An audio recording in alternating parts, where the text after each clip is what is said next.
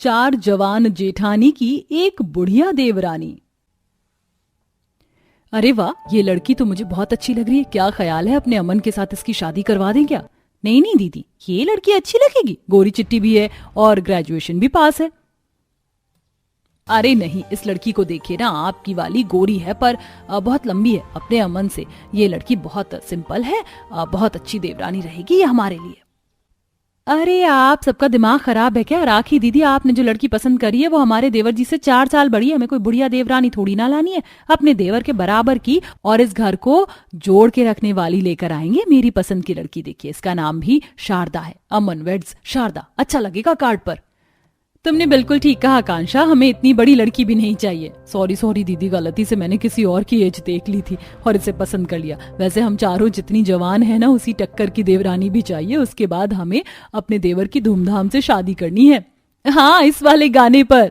लो चली मैं अपने देवर की बारात लेकर, लो चली मैं, देवर दूल्हा बना, सर पे सहरा सजा, भाभी बढ़कर आज बलैया लेती है।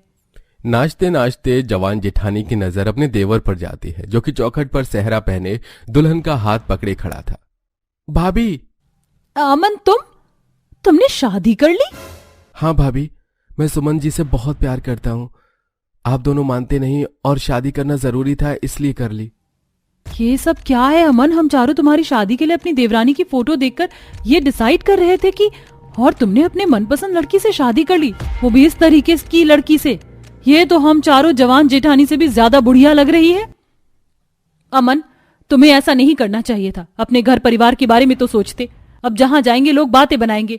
ये हमसे कितनी बुढ़िया, मतलब एजेड लग रही है।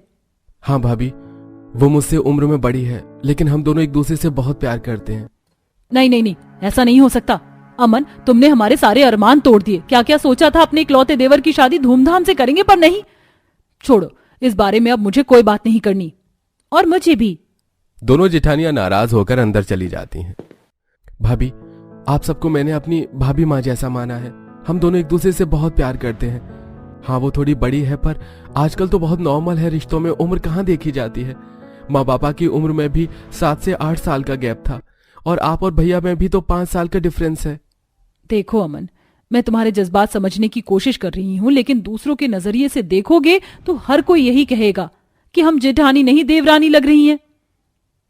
अब दोनों ने शादी कर ही ली है तो मैं आरती की थाली लेकर आती हूँ। जेठानी जी, आप दोनों ने मुझे अपना लिया, उसके लिए शुक्रिया। मैं कोशिश करूंगी दोनों छोटी वाली जेठानी जी को भी मना लूं। मुझे भरोसा है कि तुम उन दोनों को मना लोगी, और वैसे तुम सुंदर भी हो। अच्छा, कल तुम्हारी पहली रसोई है तो जो दिल करे वो बना लेना। शुक्रिया जेठानी जी। मोनिका आरती की थाली ले जाती है और अपने देवर देवरानी का अच्छे से गृह प्रवेश कर उन्हें अंदर भेज देती है। अमन सुमन को एक अलमीरा खाली करके दे देता है, जहां वो अपने कपड़े जचा देती है। थक कर दोनों सो जाते हैं। अगले दिन चारों जेठानी जी को खाने में क्या क्या पसंद है बताइए ना, मैं वही बनाना चाहती हूँ ताकि वो खुश हो जाए। हाँ बिल्कुल, मैं तुम्हें बताता हूँ।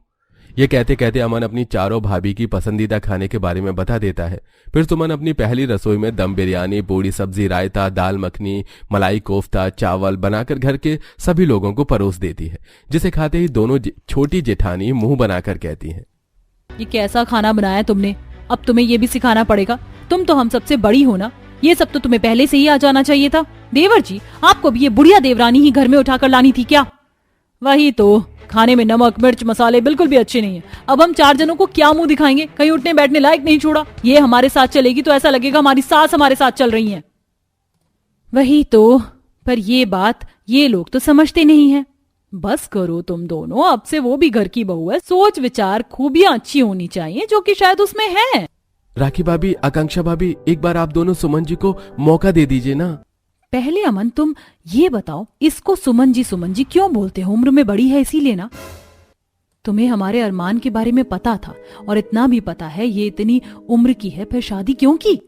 भाभी, जहाँ प्यार हो वहाँ ये सब चीज नहीं देखी जाती। आप चारों प्लीज मुझे सपोर्ट कीजिए ना। अगर आप ही सपोर्ट नहीं करेंगे तो बाहर वाले तो बोलेंगे ही। आकांक्षा, अमन बिल्कुल ठीक बोल रहा है और तुम्हें समझना पड़ेगा। हमें कुछ नहीं समझना दीदी, हमारा हो गया। ये लो शगुन तुम्हारे खाने का। दोनों जेठानी नाराज होकर फिर से चली जाती है। मैं अपनी पहली रसोई में फेल हो गई अमन जी। अरे सुमन, ऐसे रो नहीं, शुरुआत है, धीरे धीरे सब ठीक हो जाएगा। हाँ सुमन जी, आप शांत हो जाइए। ये सुन सुमन को थोड़ा बेहतर लगता है और वो रसोई में जाकर काम करने लगती है। वहीं चारों जेठानी भी बाजार से कुछ सामान लेने चली जाती हैं। राखी, मोनिका, आकांक्षा, सुमन के लिए ये वाली साड़ी ठीक रहेगी ना? उसे मुंह दिखाई का तोहफा देना चाहिए ना। दीदी, उस बुढ़िया देवरानी के लिए हम क्या लें? हमारे जैसी साड़ी तो उस पर अच्छी नहीं लगेगी, कोई बुढ़िया सी साड़ी लेनी पड़ेगी हमें। मैं तो कहती हूँ ये फीके रंग वाली साड़ी लेकर बात खत्म करो। तुम दोनों पागल हो गई हो क्या? वो नई नवेली दुल्हन है और तुम उसको ऐसे रंग की साड़ी देने की बात कर रही हो। देखो, अब वो हमारे परिवार का हिस्सा है, उसे अपना लोगी तो सबके लिए ही अच्छा होगा। आज सुबह वो रो गई थी तुम दोनों की बातों से। मैं तो सोच रही हूँ ये लाल कलर ले लेते हैं, अच्छा लगेगा उस पर। अब जब दीदी आपने पसंद कर ही लिया है तो हमसे पूछा ही क्यों? चल राखी, हम अपने लिए कुछ ले लेते हैं। बाजार में चारों की बात पड़ोसन रेशमा सुन लेती है। चारों जेठानी सामान लेकर घर जा ही रही होती हैं कि पड़ोसन रोक लेती है। अरे आकांक्षा, सविता, मोनिका, सुना है कल तुम चारों की देवरानी घर में आई है जो कि अमन बटे से बहुत बड़ी है। तुम लोगों की इतनी भी क्या मजबूरी थी जो घर में एक बुढ़िया देवरानी को ले आए? आज तो मैंने भी नजर मारी थी, सुबह झाड़ू लगा रही थी, वही थी ना तुम्हारी देवरानी। सच बोलूं तो तुम चारों जवान जेठानी के साथ वो चलेगी ना तो उसके आगे तुम देवरानी और वो जेठानी लगेगी। या मैं ये बोलूं कि उसने तुम चारों की सास की कमी को पूरा कर दिया। ओहो, लगता है इस चुगलखोर आंटी ने रास्ते में हमारी सारी बात सुन ली है, जब ही ऐसे बोल रही है। ये सारी बात खड़े खड़े छज्जे से सुमन सुनकर रोती है और वहां से चली जाती है। आंटी जी, अगर आपने कान लगाकर बात सुन ली हो और हमें बता दिया हो तो अपने घर चले जाइए। हम अपने घर में कुछ भी करें, इससे आपको क्या? हमारी देवरानी बहुत अच्छी आई है, काम करने में कितनी तेज है ये तो आपने देख ही लिया होगा ना। पड़ोसन का मुंह बंद कर चारों जेठानी घर में आ जाती हैं। धीरे धीरे दिन गुजरते हैं। दोनों नाराज जेठानी सुमन से ठीक से बात नहीं करती हैं। यही बात सुमन को भी चुभती है और वो अपने लिए बाजार से हील्स, मेकअप, अच्छे रंग की साड़ियां ले आती है। मेरी वजह से मेरी जेठानियों को कितना कुछ सहना पड़ रहा है। अच्छा हुआ बाजार से ये सब ले आई। इन सब का इस्तेमाल करके अब थोड़ा उनकी उम्र की लगने की कोशिश करूंगी। अब सब चारों जेठानियां कमरे में जाकर सुन लेती हैं। जेठानी जी, आप देखे ना, मैं ये सब सामान लेकर आई हूँ। मैंने सुना सुमन, तुम ये सब हमारे बीच ठीक से रहने के लिए कर रही हो। देखो, हमने तुम्हें दिल से अपना लिया है। आकांक्षा, राखी, देखो सुमन हमारे लिए कितने एफर्ट्स कर रही है, अब तुम भी मान जाओ। सच कहूं सुमन, तो मुझे तुम्हारी ये सारी कोशिश देखकर अच्छा लगा, इसलिए देवर जी की खुशी में ही हमारी खुशी है। हमने तुम्हें अपना लिया, इसलिए हमसे डर डर कर या घबरा कर बात करना भी छोड़ दो। देखना, तुम इन सब चीजों में बहुत सुंदर लगोगी। हम तुम्हें तैयार करेंगे और आज शाम को तो हमें पार्टी में भी जाना है। सच में दीदी, थैंक यू सो मच जेठानी जी। ये लो, माँ जी ने हम चारों को एक एक पुश्तैनी हार दिया था और ये अब से तुम्हारा हुआ। सुमन उस हार को खुशी खुशी ले लेती है और शाम को अपनी चारों जेठानी के साथ तैयार होकर पार्टी में पहुंच जाती है। हील्स पहनने की वजह से सुमन का पैर मुड़ जाता है, तभी उसे उठाने उसकी सहेली पूर्णिमा आती है। सुमन, जब तुमसे हाई हील्स पहनी नहीं जाती तो ऐसे पहनती क्यों? मुझे सब पता है। तुम अपनी 4 जवान जेठानियों के बीच रह रही हो तो वहाँ बुढ़ापा सा महसूस होता ही होगा, इसीलिए उन्हें दिखाने के लिए तुमने आज पार्टी में हील्स डाली। क्यों, सही बोला ना मैंने? उन चारों का भी अलग ही नसीब है कि उन्हें तुम्हारे जैसी बुढ़िया देवरानी मिली। ऐसा कुछ नहीं है, मेरी जेठानियां मुझसे बहुत प्यार करती हैं। क्या पता नाटक कर रही हूँ। बकवास बंद करो तुम। हमें क्या पसंद है क्या नहीं ये तुम्हें कैसे पता? और तुम्हारी जानकारी के लिए बता दूं, हम चारों अपनी देवरानी से बहुत प्यार करते हैं। रिश्ते में ज्यादा उम्र मायने नहीं रखती। एक अच्छा दिल, घर संभालना, खुद का सबको बहुत प्यार करना, ख्याल रखना, ये सब मेरी प्यारी देवरानी में है और हम सब ने उसे दिल से अपनाया है। तो तुम अपने काम से काम रखो, जो भी हो। इस तरह चारों जेठानी पार्टी में उस औरत को सुनाकर उसका मुंह बंद कर देती हैं और चारों बहू अपनी देवरानी के साथ खुशी खुशी रहने लगती हैं। बहुओं, कैसा रहा ससुराल का पहला दिन? नींद वींद तो ठीक से आ गई थी ना तुम्हें? हाँ माँ जी, नींद एकदम से नई जगह, कहाँ नींद आती है। हाय, वो तो तेरी शक्ल से दिख ही रहा है बहू। कल तक कैसे तेरा चेहरा चांद सा चमक रहा था, लेकिन आज देख मुरझा सा गया है, लेकिन अभी भी तू सुंदर ही लग रही है। अच्छा बहू, कल की रीति रिवाजों की वजह से मैं ना तुम्हें तुम्हारे कमरों से अलग तुम्हारी जगह दिखाना भूल गई थी। आओ मैं तुम्हें दिखाती हूँ। अवनी बहू, देख ये तेरी जगह है। माँ जी, ये क्या स्टोर रूम है?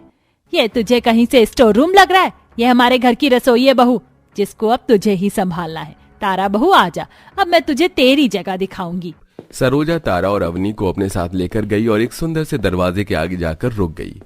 बहू, ये जगह मैंने खास तेरे लिए बनवाई है, दरवाजा खोल। सरोजा के बोलने पर तारा ने दरवाजा खोला। दरवाजा खोलते ही तारा और अवनी दोनों ही हैरान रह गई, क्योंकि उनके सामने था एक बहुत ही सुंदर और बड़ा मेकअप रूम, जिसमें तरह तरह के मेकअप प्रोडक्ट्स, मेकअप टूल्स वगैरह थे। माँ जी, क्या ये मेरे लिए? इतना बड़ा मेकअप रूम मेरे लिए? हाँ बहू, ये तेरे लिए ही है, क्योंकि मैं चाहती हूँ कि तू हमेशा ऐसे ही सुंदर रहे। ये क्या बात हुई? मेरे लिए रसोई और भाभी के लिए मेकअप रूम? माँ जी तो शुरुआत में ही भेदभाव कर रही हैं। अवनी को सरोजा का यह बर्ताव जरा सा भी पसंद नहीं आया, लेकिन उसने इस सब को बस नजरअंदाज ही कर दिया।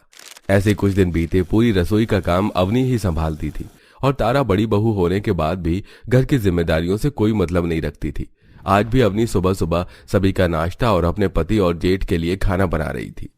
भगवान, नाश्ते में मुझे चाय और पोहे बनाने हैं और इनके टिफिन के लिए पराठे। इतनी छोटी सी रसोई में मेरी तो समझ ही नहीं आ रहा कि मैं सभी काम कैसे करूं।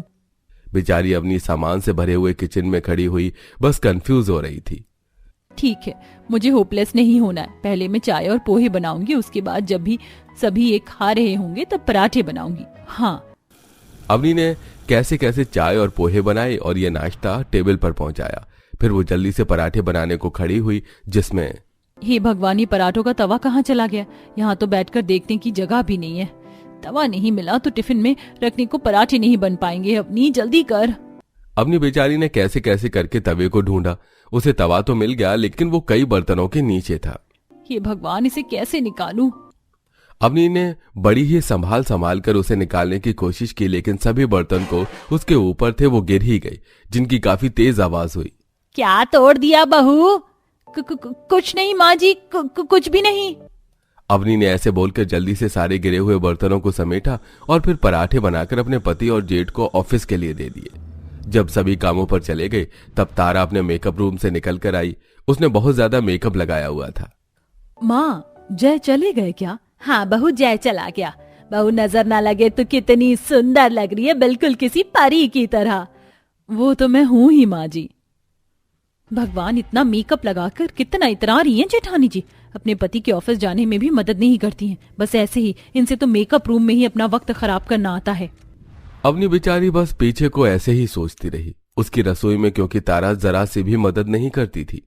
ऐसे ही सिलसिला जारी था कि एक दिन, तारा भाभी, मैं थक गई हूँ उस छोटी सी रसोई में काम कर करके। थोड़े से बर्तन है वो आप धो दो। क्या कहा तुमने अवनी? मैं बर्तन साफ करूँ?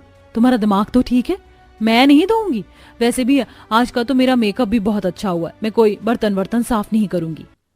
सही कहा मेरी बहू ने। तारा ऐसा कोई भी काम नहीं करेगी। रसोई के काम तेरे हैं तो तू ही कर। सुंदर लड़कियों पर ज्यादा रसोई के काम सूट नहीं करते हैं। तारा मेरी बच्ची, वैसे एक बात तो माननी पड़ेगी, तूने आज का मेकअप बड़ा शानदार किया है। मेरा भी कर देना। माँ जी, आप इस उम्र में अपनी झुर्रीदार खाल पर मेकअप लगवाओगी? आपका दिमाग तो सही है। बहू, मना करना है तो ऐसे ही कर दे। इस तरह मुंह बनाकर क्यों बोल रही है? मेरा मतलब माँ जी, आप मेकअप करवाती हुई कुछ अच्छी नहीं लगोगी। आपकी उम्र अब मेकअप वाली नहीं, भगवत गीता खोलने वाली है। मेरा मतलब अब आप ऐसे काम करती हुई ज्यादा अच्छी लगेंगी। तारा की बातों पर सरोजा कुछ भी नहीं बोल पाई और तारा वापस से अपने मेकअप रूम में ही चली गई। ऐसे ही रोज का सिलसिला जारी था। छोटी सी रसोई में रोजाना अवनी ही बेचारी खाना बनाती थी और तारा बड़ी होने के बावजूद भी अपना सारा वक्त अपने मेकअप रूम में ही गुजार दिया करती थी। ऐसे ही सब चल रहा था कि एक दिन, हे भगवान, ये रोटी और सब्जी दोनों ही आज इतना धुआं क्यों दे रहे हैं? उफ, मुझे तो इस गैस के धुओं में सही से सांस भी नहीं आ रही है। अब मुझसे यहाँ नहीं रुका जाएगा। ये अवनी भी ना जाने कहाँ है, कब से आवाज दे रही हूँ। हे भगवान, यहाँ इतना धुआं क्यों हो रहा है? अवनी का रसोई में दम घुट रहा था। वो जल्दी से दरवाजे तक जाने को ही, लेकिन रसोई में भरे हुए धुएं से उसका ऐसा सांस रुकी कि वो बाहर भी नहीं निकल पाई और वहीं पर बेहोश हो गई। अवनी का किसी को ख्याल भी नहीं था। कुछ देर के बाद तारा रसोई में आई। ये कौन है? Oh gosh, Avani! माँ, बाबा, कोई सुनिए। तारा जैसे ही जल्दी से रसोई में को घुसी तो उसका पांव अवनी से लगा, जो बेहोश पड़ी हुई थी। तारा ने चीख चीख कर एकदम से सारा घर सिर पर उठा लिया और सरोजा रसोई में भागती हुई आ गई। सरोजा ने जब अवनी को बेहोश देखा तो उसने जल्दी से डॉक्टर और अपने बेटे राज को और जय को फोन मिला दिया। और कुछ देर बाद, माँ ये बताइए कि इतनी बड़ी भूल आखिर हो कैसे गई? अरे अवनी ही क्या, भाभी का भी तो काम पड़ता होगा ना रसोई से। अवनी इतनी देर रसोई में बेहोश रही और आपको किसी को कुछ पता ही नहीं था? भाभी कहाँ थी आप? राज बहुत ज्यादा गुस्सा कर रहा था। अवनी को भी डॉक्टर देखकर जा चुका था। राज की बातों का कोई जवाब नहीं दे रहा था कि तभी अवनी ही अपने लिए बोल पड़ी। राज जी, भाभी को कुछ मत बोलिए। भाभी तो उस वक्त अपना रूप संवारने में ही बिजी होंगी। क्यों, है ना भाभी? क्या मतलब? मतलब ये कि राज जी, आपकी माँ ने भाभी के लिए घर में अलग से मेकअप रूम बनवाया है जो सिर्फ और सिर्फ तारा भाभी का है, और भाभी बस अपना सारा दिन उसी में गुजार देती हैं। मेरा कमरा रसोई है जो इनके मेकअप रूम से 5 गुना छोटी है, और उसमें बस मैं ही काम करती हूँ। अवनी ने इस तरह खुद ही अपने लिए स्टैंड लिया और राज को सब कुछ बताया कि किस तरह उसे छोटी रसोई और उसकी जेठानी को बड़ा मेकअप रूम दिया गया है। सारी बात को सुनकर राज को बहुत ज्यादा गुस्सा आया और वो अपनी माँ से बोला, वाह माँ वाह, आपने तो कमाल ही कर दिया। मतलब एक बहू जो रसोई में सभी के लिए खाना बनाती है, सबका ख्याल रखती है, सभी के काम आती है, आप उसे ये वैल्यू देती हैं कि इसके लिए रसोई भी बस 2 गज की है, और दूसरा जो कि किसी के कुछ काम नहीं आती, आप बस उसे सुंदरता की वजह से वैल्यू देती हो। क्या बात है? मेरी बात तो सुन राज। अब कहने सुनने को बचाई क्या है माँ? अब आप मेरी सुनो। मैं अब अवनी को इस घर में जरा भी नहीं रहने दूंगा। बस बहुत हुआ। जब भी आपको आपकी सुंदर बहू ही प्यारी है, इसलिए अब मैं और अवनी इस घर में नहीं रहेंगे। मैं उसके साथ कहीं और बस जाऊंगा और आप रहिए तारा भाभी के साथ। मेकअप रूम में क्या, सारे रूम ही उन्हें दे दीजिए। राज की बात सुनकर सरोजा की समझ में नहीं आ रहा था कि वो क्या बोले। वो बस चुप सी रह गई कि तभी तारा बोल पड़ी, अरे नहीं, अगर देवर जी अलग हो गए तो घर का काम सभी की जिम्मेदारी मेरे ऊपर आ जाएगी। इससे पहले ये कहीं जाए मैं बोल पड़ती हूँ। अगर ऐसा है तो फिर मैं ही क्यों माँ जी का बोझ संभालू? मैं भी अलग हो रही हूँ, माँ जी कर लेंगी जैसे भी करेंगी। तारा की बात सुनकर सरोजा को मानो किसी ने हथियार मार दिया हो। तारा, तू भी ऐसे बोल रही है? अरे मैंने तो तुझे कितना प्यार दिया है बेटा, फिर भी तू। हाँ, हे भगवान, ये तू मुझे कैसे दिन दिखा रहा है? बच्चे ही माँ का साथ छोड़कर जा रहे हैं। सरोजा बेचारी मजबूर होकर ऐसे ही रोने लगी कि तभी अवनी बोली, माँ जी चुप हो जाओ, रो नहीं। राज जी, हम यहाँ से कहीं नहीं जाएंगे। माँ बाप का दिल दुखाना अच्छा नहीं है, हमें उनकी सेवा करनी चाहिए। अवनी की यह बात सुनकर सरोजा के होश उड़ गई और उसकी आंखें खुली। तब उसे एहसास हो रहा था कि अब तक वो किस हीरे को कोयला समझती थी। उसने अवनी को गले से लगा लिया। वहीं तारा को अपने कहे शब्दों पर अब अपमान महसूस हो रहा था। उसने भी माफी मांगी और सभी मिलजुल कर खुशी खुशी रहने लगे।